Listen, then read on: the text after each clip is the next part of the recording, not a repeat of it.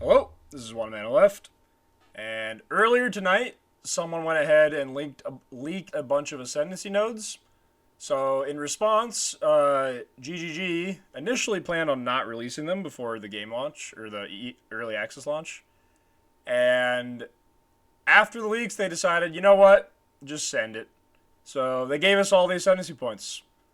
I've gone through these. I'm going to give my summary for what I think about them, maybe what builds certain ascendancies are strong for, maybe like what seems like objectively weak or strong, and kind of just maybe speed run a summary of what's going on and what some of these do. But disclaimer: if I call an ascendancy bad, and you come in and you're like, no, I theory crafted this build and it's actually, shut up, I don't care. All right, Sorceress, Stormweaver.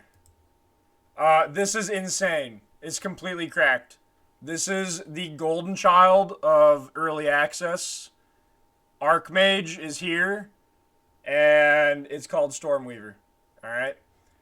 So TLDR, you can go the exposure for extra res or the double shock as like ways to kind of just get generic more damage. I'm just going to go straight to the standout ones. This was leaked by Fextra Life, and people were skeptical if this was real or not, and it is. So, not only is Arcane Surge 10% more cast speed and 20% more mana regen, which is better than what was initially leaked, but this node is also correct to what was leaked, which is 1% increased effect of Arcane Surge per 15 mana. An endgame Stormweaver with Archmage, probably most people are going to have 3 to 4k mana, which already makes this really strong. But I did a little bit of napkin math on what like a level 100 like perfect character could get, and it's like 8k, and this is just totally broken for that. They haven't given the go-ahead on Eldritch Battery. Maybe they won't. Maybe they'll just scrap it. I don't know. But we got a bunch of other points on the tree that give percent mana now. So however the tree was seeming to be balanced with very little percent mana access, but having Eldritch Battery, we've now kind of lost EB and gained like a bunch of sources of percent mana. So I think this is pretty insane. This is the mana golden child. It's gonna be good. I think the play here is you obviously have to take 8-9 for Arcane Surge with the effect because that's the 4-pointer. But the remaining ones, you're basically choosing between Double Shock, 40% LE damage recouped as ES, or the Exposure. If you do end up getting to like 8k mana and have some crazy Arcane Surge regen, and you end up going Mind Over Matter, then the obvious pick is 1 and 6 for Shock and Exposure, because then the ES recoup wouldn't do anything. But I think probably for most of the game progression, the stronger play will be to not go Mind Over Matter and just be Energy Shield, and then this is really strong. So probably Double Shock with the recoup, and then you drop the 20 exposure, because like 40 ES recoup. ES is going to be really strong, but it's kind of balanced around bad recovery. So I think any Band-Aids for recovery is going to be just really strong in general. So Stormweaver's insane. It's kind of the no-brainer pick to me if you're on this class. Which brings us to the other part of Sorceress, which is Chronomancer. Chronomancer looks really cool. I think thematically it's really cool. I think it's just weaker, though, than Stormweaver. It really, ironically, comes down to cooldown times. They don't show here, but they were shown in the leaks. So technically, in this case, the leaks gave us more information than the official GGG post. But basically, like, the OP one is Time Snap. Like, I think Time Freeze and Temporal Rift are kind of weak overall, but Time Snap for cooldowns is really strong. Especially since this node effectively says cooldowns get 1.5 times as many uses. So this means, like, with the double use and Time Snap, you could use, like, 6 Hammer of the Gods or something. This is a strong combo. This is, like, the bread and butter. You're going 1-2 no matter what. It's more so that if you weren't going to use Time Snap, I don't know why you're a Chronomancer. Like, what is your actual reason for picking Chronomancer if you're not using Time Snap? It makes no sense. So this is guaranteed 1-2. This is just, like, kind of generic damage. It's okay. You might take this. It's just because it's, like, generically good. This is kind of like one step ahead for Trickster. 20% slow. It's just basically a free Blasphemy Temp Chains. Like, 5-6 pretty strong combo. The recoup is life, and recoup happens over 4 seconds is pretty strong. A recoup in PoE 2 is over 8 seconds, whereas it's 4 seconds in PoE 1. This is strong if there's other sources of recoup. If you can get somewhere on the tree, somewhere on gear, if you can squeeze in like another 30% recoup, I think 7-8 is a no-brainer combo. But I think just 30% is not strong enough to like lean too hard into. So I think you go 5-6, unless you get like some other sources of recoup. Then 7-8 starts to get into that like blood notch immortality type gameplay. But overall, this just seems weaker than Stormweaver. The only real use case I see is like some unload cooldown stuff where you have like either like Cluster Grenade or Hammer of the Gods, where you just like, unload the same cooldown skill over and over and over, like 6 times. I'm sure it's fun gameplay. I'm sure it looks really cool. I'm sure it's like good class fantasy. But I think for power, Chronomancer's weak.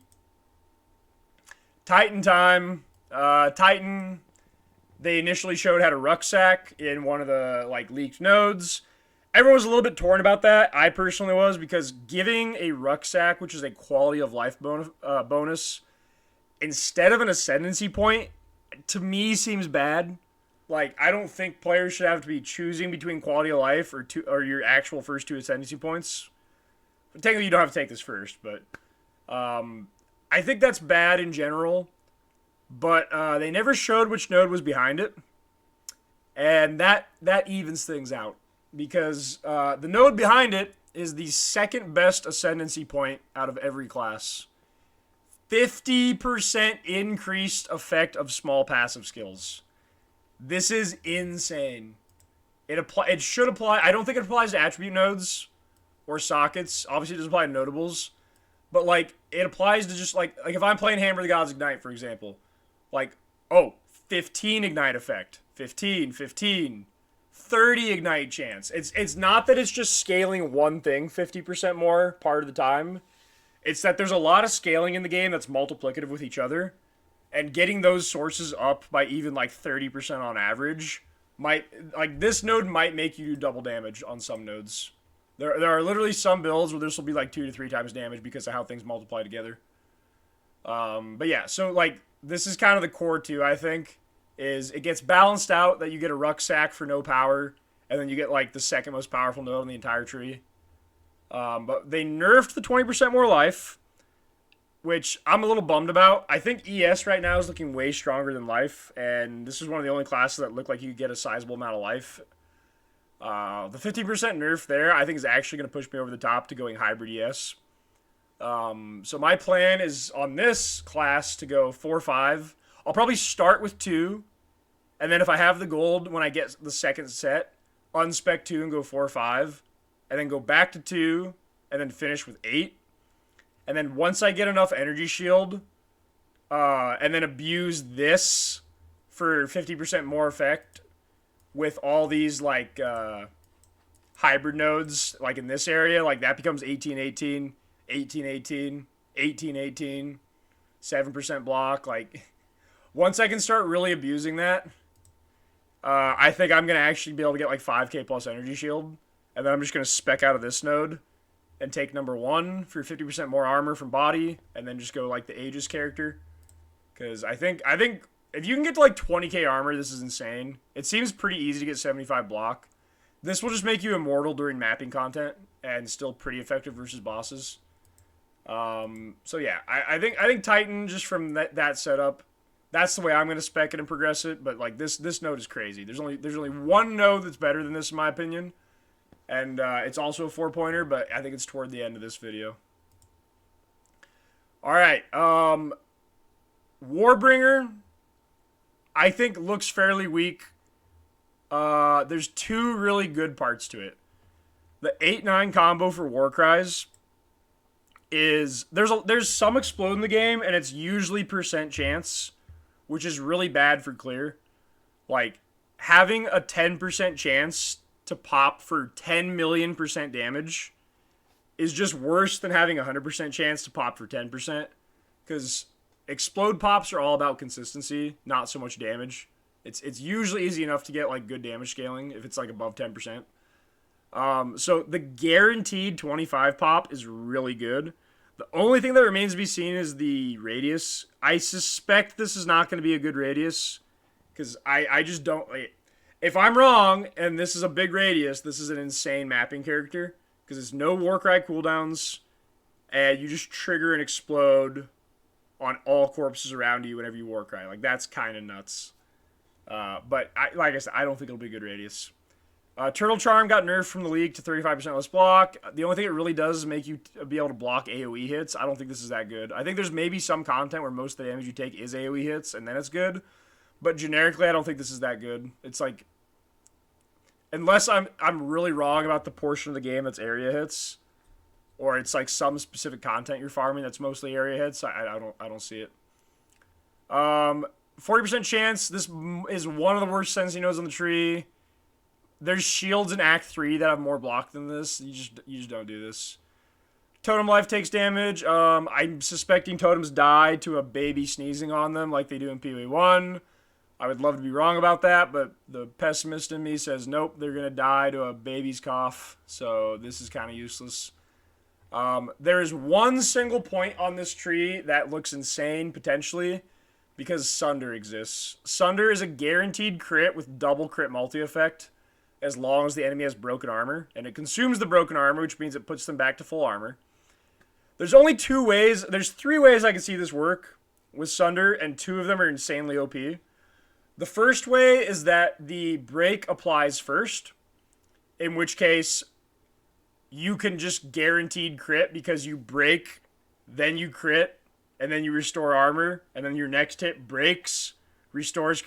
So the other way is it does the opposite order, where it goes second, and then all that means is your first hit doesn't crit, and every hit after that will crit. Because then it will do hits broken armor, consumes it, does the giga crit, and then applies after, and then breaks the armor again. The third outcome is they specifically add a line of code that says you cannot break and consume on the same attack just to stop this from working. I think there's a chance they do that, so I'm not going to put too much stock in this. But if they don't, and you can just sit there and just one button Sunder for like 4 times damage, then this is like one of the best combos in the game.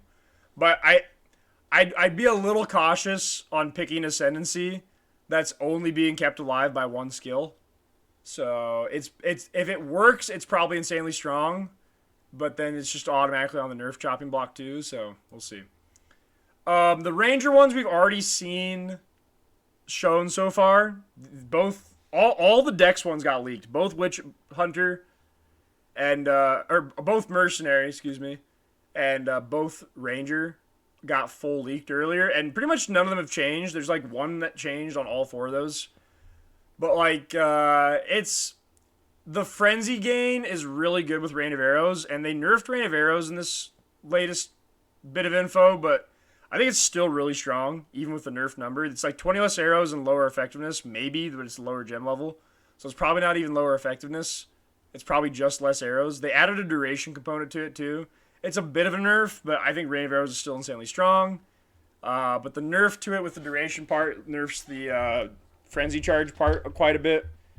But overall, I think if you're playing a bow character, I think Deadeye honestly just makes the most sense. I don't think it makes sense to go Mercenary and play bows when Deadeye exists, which is like a little lame if you think about it, because they put like half their budget into just making Mercenary the most visually pleasing class. All the skills look amazing. The class, just the thematics seem good. Tons of people are going to play Mercenary because it's new.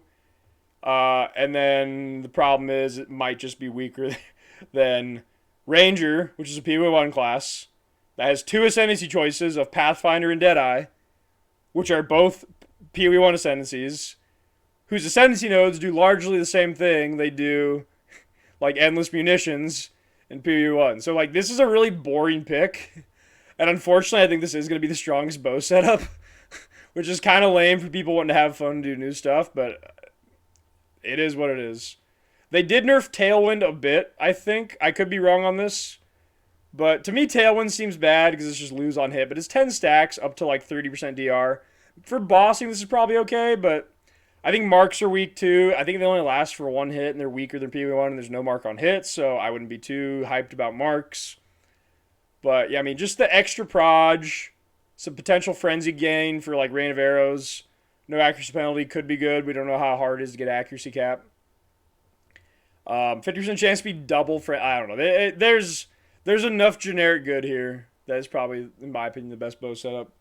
But what do I know? I'm not a bow guy. Pathfinder just seems bad. There's only two cases where I can see it being good. One is poison, and one is some combination of concoctions here is insane. We don't have enough info right now to judge these. We don't have numbers. We just have descriptions. So the only real chance is poison. Like, I think Pathfinder, they just ran out of time and just sent it. Like, I'm pretty sure this flask node was there back when we had 5 flasks. And then they just, like, removed flasks. And then decided to keep this just for the only applying to the life and mana flask. And then they get to the bottom of the class that only has 8 points, which is the least. And they only had 7, and they just ran out of ideas. And they're just like, I don't know, give it 5 passive points. So, I don't know why you'd pick Pathfinder outside of those 2 skills, or those 2 builds, aka Chaos, and if maybe there's a broken concoction. But it seems like they just kind of ran out of time on this one and just hit enter, you know. Sometimes you just turn the homework in half complete. Get that partial credit. Blood Mage, not to be confused with Mage Blood. I'm going to just get right to the point. From what we got leaked, this got nerfed because this was 1% crit damage per 20, which looked to be pretty strong. It's now 1 per 40, so like worst case scenario, this is half damage. Still has a 10 spell leech, very nice. I'm going to guess this is our only source of spell leech on the entire tree in PoE 2. So just for that fact alone, this has play. Curse Infinite Duration, I don't know, I don't think so. Elemental damage can bleed is interesting. I don't immediately have a build that comes to mind that's OP, but I will just like have healthy caution on this that Karn thinks this is going to be really good, so I'm sure there is a broken combo for this. I just don't immediately know what it is. I don't play Blue, but there's probably something broken with this, but that'd be like one of the arguments to play Blood Mage. The base crit being 15 is really good. A note to this is that spell base crit is basically based off damage type. Like, cold skills just naturally have like 13 crit, and then lightning has like 10, and then fire has like 7. So it almost doesn't make sense to even spec this if you're already using cold skills. But this makes fire crit like really good. Progenesis, that's not bad. Ascendancy point for 2. You have permanent Progenesis. Okay. And then gain body armor, energy shield is life. We already had leaked. That's a lot weaker with Gore Spike being nerfed by half. But like probably still okay. But I think this was looking really promising, and with I think this nerf is enough to push it like under the median maybe. Like it's not bad. Just it's got some use cases. It's just not like as cracked as it looked initially. Infernalist looks pretty dang good. This node is insane. I think there's a lot of people who are gonna look at this node and think it's bad, and like some of those people might think like the Infernal Hound is actually good, but like. This is cracked. This is only good if this thing is, like, immortal, because otherwise it's just bad, because it's always up when you're not taking damage, and then it's dead when you're taking damage. AKA, it's never up, because it's never up when it matters. But that's my pessimistic opinion on this, because I've had bad experience with PoE 1 minions dying in, like, a fraction of a second. Unless you're, like, an actual minion build. And sometimes, even if you are an actual minion build, that also happens. But, like, this is crazy. Like, you're just naturally going to try to get 90 fire res as an Infernalist, which is not actually that hard to do because this area of the tree exists where you can just get 2 max fire res per 40 fire res. There's some lead-up nodes that give plus max. There's an armor node that says 25% of armor applies to fire, which is, like, even more cracked when you think about it because splitting damage type to being, like, 80% as the real element and then 20% split off to fire if you apply armor to a small hit, it's incredibly effective. So this is effectively just taking 20% less damage of these two. And Fizz is Chaos. You could be this as CI, or you could just be it normally. But like this is decent because like once again it makes armor more effective by splitting the Fizz and the other type, and then the Fizz hit becomes smaller, which makes the armor more effective. Demon Form is really good. I closed it, but I don't have it open right now. I'm not gonna go dig and find it, but TLDR is Demon Form gives you +4 to level of all skill gems. Stacks up to 10 times with the other one, so it's 10% degen, or 10 or 15% degen is fire, which is not bad. With 90 fire res, it's only 1.5% degen. That's not bad at all. And then basically, it's +4 all skill gems and 160% cast speed. That's insane. You actually could maybe even drop this and go for more than 10 stacks. Like maybe 90 fire res at 1.5% degen it's 16 per. It's 16. Wait, hang on. I might be wrong on this. I thought it was 16 per, not per. Okay, well, no, that's not as strong as I thought then. Okay, correction. It's just 16. So yeah. But +4 all skill gems is probably equivalent to like 50% more damage. So you take a degen that you're already building defensively around getting 90 fire res, and you get like 60% more damage. That's pretty good. Not quite as good as what I first said. Alright. I think crit taking 11 is decent, but I think it just remains to be seen right now how viable crit is with chance. I think they've kind of talked about how they want to have a really hard time getting 100% crit. There's going to be a lot of crit builds that are like, in PoE1, crit build basically means you're 100% crit. I think there's going to be a lot of crit builds in PoE2 that have crit multi-investment and crit damage, and like maybe something on their ascendancy is giving them crit. But like, you're going to be like 40 or 50% crit chance with like medium investment. So I don't know. There's 3 nodes that basically allow the low life playstyle because you can reserve 75%. And then they give some decent effects for a low life playstyle. And then Pain Attunement does exist. And it's 30% more crit multi. It's decent. But I don't know if I think just point-wise, you can't take both of these. It's either Demon Form or low life. Probably Demon Form is the preferred pick there. But I think neither of the witches look insane. I think Infernalist looks a little better and more interesting. Witch Hunter. We already had all these released, but between which all the Dex ones were released. Gem, Witch Hunter, were all already released. They did nerf Call though. Call now checks the life before the hit. This is a massive nerf for trash clear. Like, maybe that's not a big deal in the grand scheme of things, but like, the difference between like Witch Hunter and Ranger, to me, seems that like Ranger probably has better. Well, okay, there's a lot. It depends there. Okay, I'll just say this: with Call being 30% on white and 20% on magic, and then there being 25% Call effect on the tree, and then you having Decimating Blow to remove on average like 18% of their life. This ended up being like a pretty big nerf because you only It was really good for clear. It doesn't change much for single target on bosses, but that's kind of a big clear nerf. Decimating Strike looks good, coupled with Call, but, you know, like I said, it's nerfed a little bit. 20 respec points. This is going to be one of the most underutilized things, because this is actually really OP, but, like, very few people are going to use this. Like, 20 passive swap points is already OP for, like, every build, and then Witch Hunter's going to have 40. So I think this will be like, it's not like one of the strongest nodes of all these. It's not anywhere near the level of the top 2, which is the Titan one and the Monk one. But like, this is like pretty generically strong, and no one's gonna use it. Like people will put it in build guides, and then people will do the build guide, and then no one will use it. Like, or people like won't even know how to set this up. But like, it's kind of a shame because I think it's such a cool mechanic, and it does represent a lot of power, and like 80% of people aren't going to use this. I think the concentration is garbage. Like it's best case scenario like 22% more damage. But like the way this interacts with these things makes it like worse. It's negative synergy with Decimating Strike and Call. Because it just narrows the range of health pool you're dealing with, and it's still 40% to break concentration based off the maximum.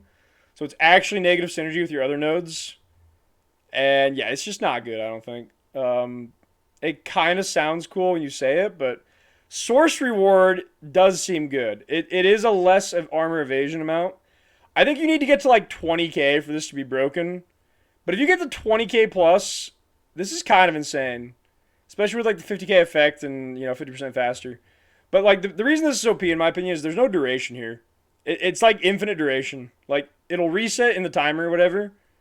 But like if you just go into a boss fight, like this buff lasts until the whole thing depletes. It's not like Molten Shell where you cast Molten Shell and then Molten Shell runs out, then the boss hits you. It's gonna get its mileage guaranteed. I just don't know how the defensive numbers look on gear for like armor evasion. I suspect good builds be in the 20k range, but that needs to get to 40k with this mod. So I don't know. It looks really good. I just don't know if we can get high enough numbers. Gemling Legionnaire. This is a weird ascendancy to me because this is one of the stronger ones, but it has almost no choice in my opinion, which isn't necessarily a bad thing because the choice is kind of the fact that it's just generically strong. So you can use this as pretty much any gem setup whatsoever. Like, you can use this as ranged. You can use this as melee. You can use this as spells. Like, basically, you're going to take +1 gems and +10 quality. These are not mandatory. But I think 4 and 6 actually are. Because you get 9 skills normally. This gets it up to 12. That's 60 supports. This got nerfed from 3 to 4, but it's still insane. This is 15 max res that you can like move around by switching your gems going into like a boss fight. Maybe not mid combat based off what they've said, but like if you know you're about to fight Searing Exarch, you can just put a bunch of useless red gems in to like just like single aura Herald of Ash type skills. Just link a bunch of red gems that can possibly support it. Just to get I don't even think they have to support him. No, I don't think that's a restriction. I think literally if they're socketed, it counts for this. I think they don't have to support the gem at all and it still works. So that makes this like really strong. But yeah, it's just a lot of max res and 3 extra skills, which this isn't that strong. It sounds interesting, but yeah, gem level, gem quality, it depends on the main gem you're using, but for a lot of builds this is good. Your only other options really is to do like some weird attribute stack setup that's a 4-pointer. And you would need to have like 500 plus strength on a life build for this to really start to make sense. But maybe that's an option. All right. Chonk, a.k.a. Chula Monk. This sucks. It's bait. No, that's... No. Okay, we're doing this again. No. All right. What's the Chronomancer node? Time snap. I'm going to time snap that part, okay? Chonk. Chonk is terrible. Alright, it's just bad. It's so bad. Mana Leech is bait. You're just never going to get the numbers. Like, we've seen a little bit of gameplay footage. You can do some basic math. The only way you can get enough Mana Leech and then, like, ES Leech... I'm not going to do, like, a math deep dive, but I think people are severely overestimating the percentages they can get. The only saving grace on this entire ascendancy is these are new and these are really strong. This is a lot of stats. It does give you flat Mana Leech, which can help for this, but I still don't think you'll get the numbers with like Leech suppression. I don't see it. But 5 and 6 are really strong. It potentially can get... I don't think I have... Okay. It potentially can give you a 140 damages extra chaos for 10 seconds. On paper, that's one of the stronger ascendancy nodes, but it to me does not look like a fun play style to be like running around picking up objects on the floor. We saw gameplay footage of this, and these can spawn a long ways away from you. Like a long ways away. Like this only really makes sense if you're a pretty fast character that's doing full damage while moving. and has decent, well, can stomach it basically. Like if this puts you off, it doesn't matter how strong this is.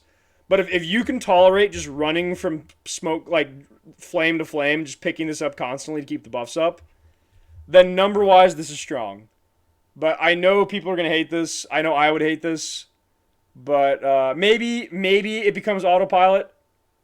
That's like the only counter argument is like if you do this for a couple days, it's just autopilot. But like that almost sounds more despair if you play this to the point where it becomes autopilot. But they're good. Don't get me wrong. These two are good. This is the only argument for Chunk. But I think it's a stupid playstyle personally. That's an opinion, not a vetted statement. The spirit remove just we had 7 and 8 already with the 1% per 20 up to 600. So at level 100, this is 30% gain as extra chaos, which has negative synergy with 6, which already gives you 140. So this is just bad. You lose spirit, which is like, you know, all your reservation skills. So that sucks.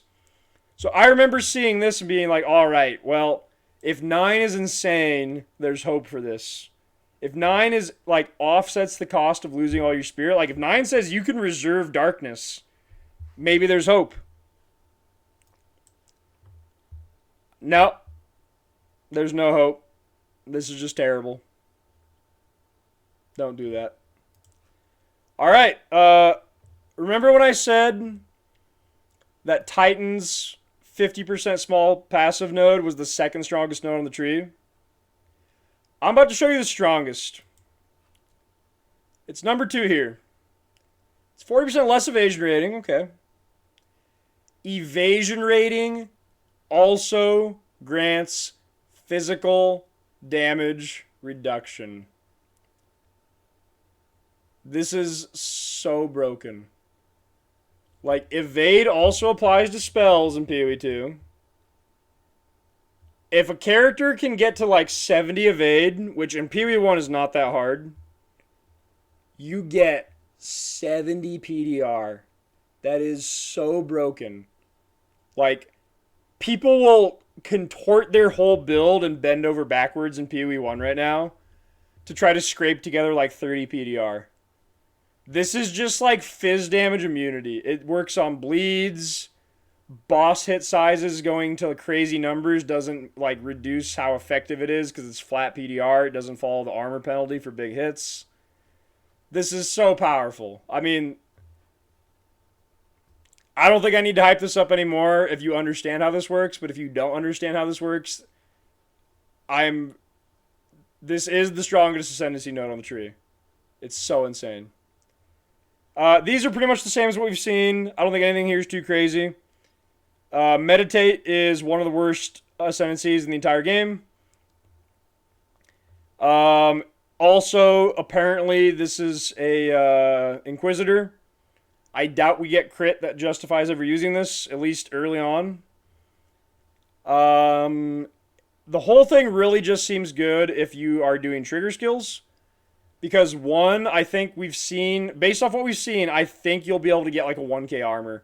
Or it's hybrid too, right? Like, I think you can get a hybrid ES evasion base that's like gonna end up giving you like 200 spirit.